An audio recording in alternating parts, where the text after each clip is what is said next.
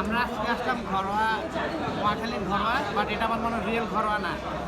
দেখেন অবস্থা, এই কাবাবটা দেখেন অবস্থা, এটা বডি কাবাবের অবস্থা আরো ভয়াবহ।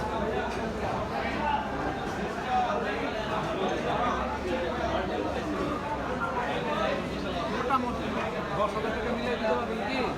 দেখ চিকেনের অবস্থা, তাহলে একটু সকালে আপনি কাছের দরকার নেই, সকালে খাওয়ার টেস্ট হলো আপনার ইয়েটা ভালো না। এই মিয়া চিকেনের এমন অবস্থা কে, এই বডির এই অবস্থা কে, চিকেনের অবস্থা কে মামু,